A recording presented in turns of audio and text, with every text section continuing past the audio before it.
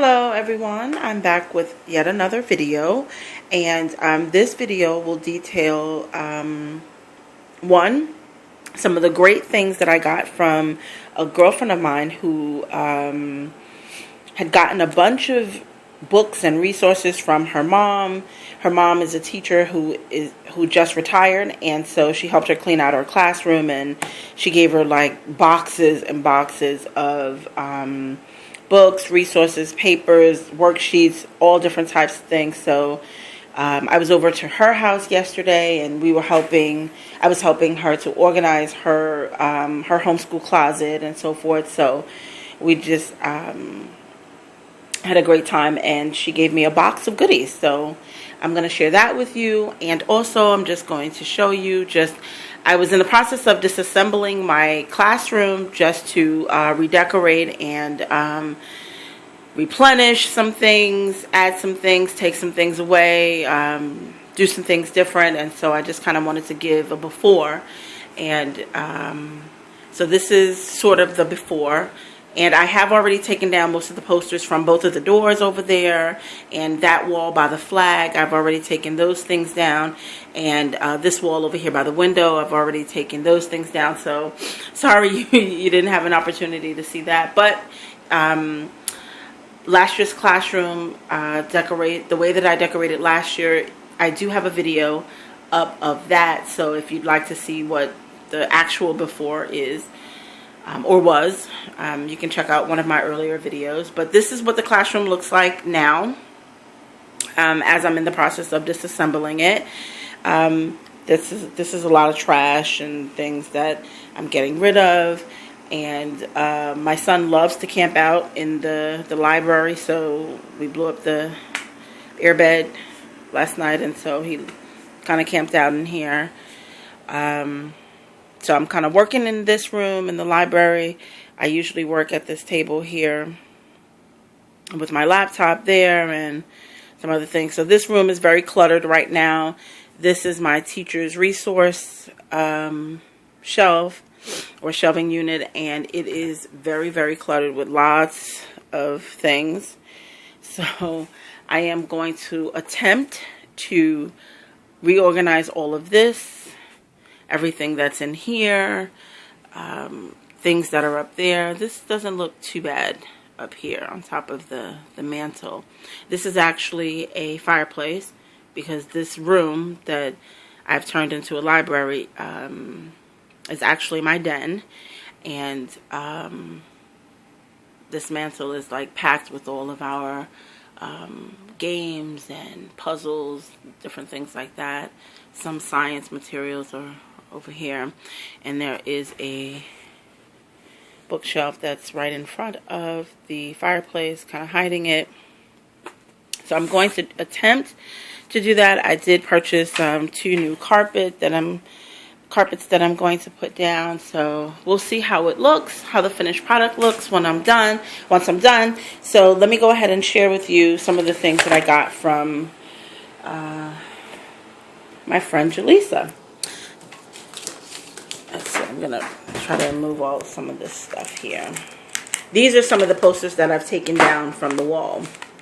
And what I'm actually going to do, I am going to still use most of these posters, but what I've decided to do is I saw on, I think, Grateful 8, Erica, I see that she has in her room, and I'm kind of copying off of her with this one, with this idea, great idea, of putting your posters on the little 3-ring binders or the rings with holes, and then making sort of like a flip chart out of it, and you can use it as you need it. And so I have those, and I bought a bunch of 3M hooks and things that I'm going to put those on. So thank you, Erica from Grateful 8, for that wonderful idea. I absolutely enjoy watching her videos. Okay, and let's see here. I got the Christian Gentleman Series, Level 1, ages 6 and up, Lessons in Responsibility for Boys. So needed. Yes, thank you very much, Jaleesa. This is such a needed resource, because as I go through trying to teach my son more responsibility. Like, mommy shouldn't have to tell you to clean your room. You know what you have to do. He's got chore cards. He knows what his chores are every day. We have a reward system in place, yet and still, mommy still has to say, did you wipe the table off when you were done eating? Did you put your plate in the sink when you're done eating? You know, different things like that. Those are the things that we are really going to focus on and improve on this year. The simple things, you know, making sure. I mean, he gets up from the table as if we're eating at a restaurant all the time. Like, you know, the maid is going to come in or the server is going to come in and just kind of clear the plates and things. That just doesn't happen at home anymore. You're 7, you know, it's time to, you know, pick up the pace a little bit, you know. So anyway, I really want him to work on those things this year. So this book, I'm hoping, will help jumpstart his responsibility gene, or as if there is a gene for responsibility. But anyway, that's a very cool book. What we're going to do, and I'm going to do another video that showcases what my curriculum is for my upper grades for this year. And this book, Jaleesa actually let me borrow this book. Am I Ready to Be Baptized? Because it's going to go along with, and I'll just give you a sneak peek of one of the books that we're going to use with our Bible this year. And that's this one, God, Should I Be Baptized? And this is actually a workbook. I'll give you a quick. This is actually a workbook. And it basically gives us discussion questions and things for the children to think about, giving them facts about God, about Christ, about baptism, what it means to be baptized, what it means to accept the Lord as your Savior, and so forth. So, you know, I'm really looking forward to using this year and encouraging the children to further accept Christ into their heart. So this book kind of goes along with that, and I'll show you briefly what this book is. Basically, it's sort of in storybook form. Lately, I've been thinking, and I haven't read through it yet. I just got it from her yesterday, so I haven't had an opportunity to read through it. But she speaks very highly of it, and it definitely assisted her daughter, who is 8 years old now, in making the decision to get baptized. And so she was baptized, I think, earlier this year. And so, I mean, and every kid is different. So I'm not expecting my son to get baptized at any particular age. But I do believe that it is something that we are going to discuss, talk about, because I do eventually want to encourage him to do so, but only when he's ready. So anyway, that's something that we have. And then she gave me 2 books on solids, liquids, and gases. And these are brand new. These are brand new books. This is like brand new, stiff, brand new, you know. So this is going to be interesting to use. Great. And these, she gave me 2 of these, also brand new, South Africa, Discovering Cultures. This actually goes great with this, and I'll show you because I already have, from my library book sale, I have Mexico, Spain, France, Singapore, and Poland. And now I have South Africa. Yay! I love when a collection comes together. It's just fantastic. So,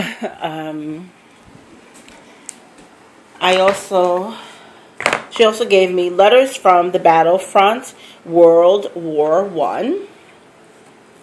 And basically, I guess it's letters from soldiers who fought in World War I. And I haven't had an opportunity to read through any of these yet, but that looks very interesting. This is a biology, science book.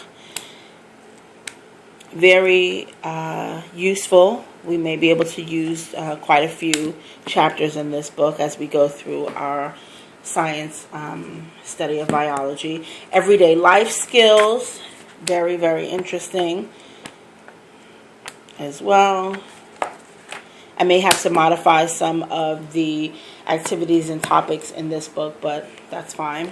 Physical science as well. I love having as many science resources as possible, and a diverse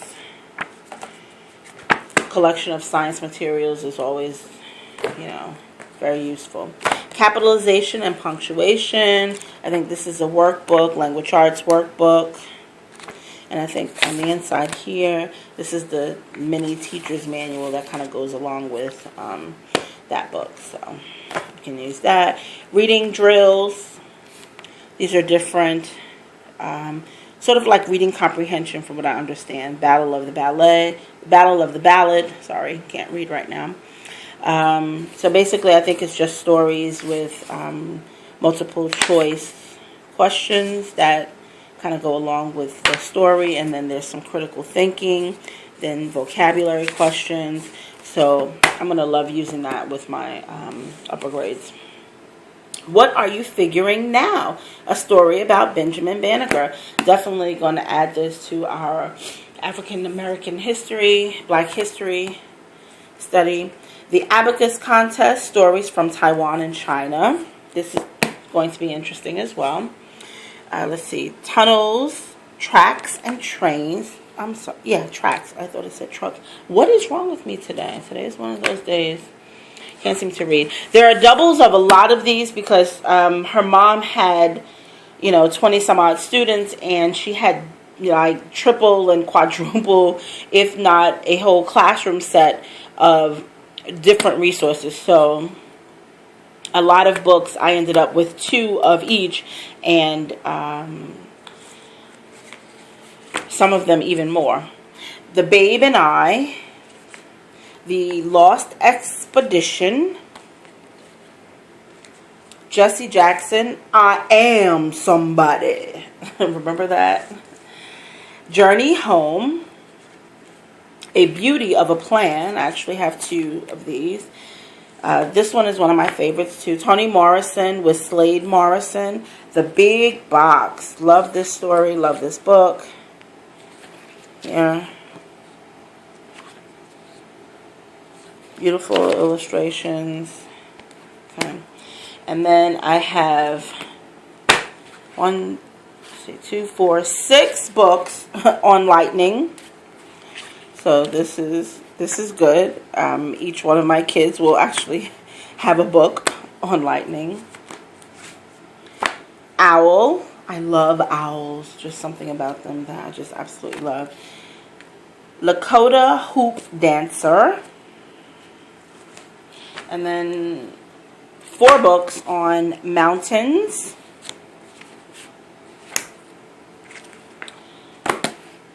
A word searches workbook for ages 8 and up. This is really cool.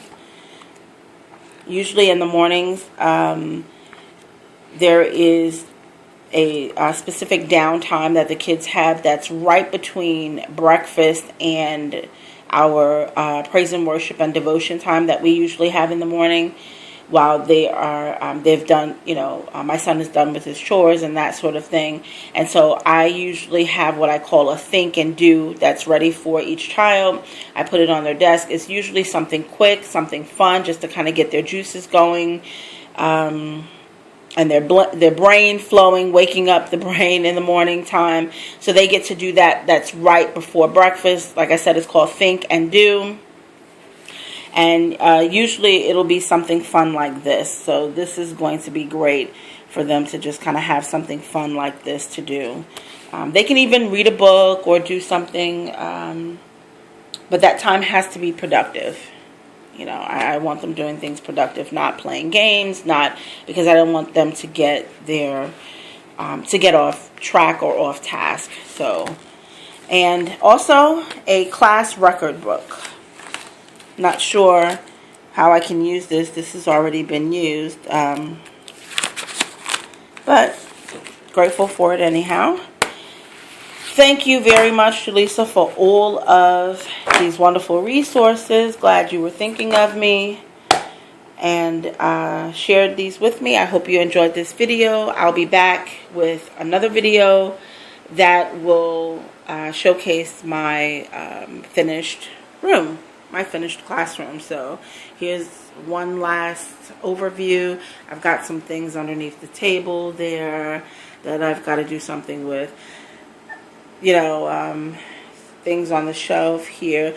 Most of this will probably not move. This will probably stay the same. The desk arrangement works for me. It's not going to change. This arrangement absolutely works. If I change it, it's going to screw up, the beginning of my year, because then I'm going to have to change things back again. So I'm going to leave that because it definitely does work. And this area over here is my preschool and kindergarten activity, and I usually change these out. There's so much stuff over here. It's very, very cluttered, so the kids won't be able to find exactly what they need or what they want. But I'm going to hopefully straighten this out a little bit and get some things going. I've got a plastic bag here on the floor. So that's it. I hope to see you back soon. Bye-bye. Thanks for watching.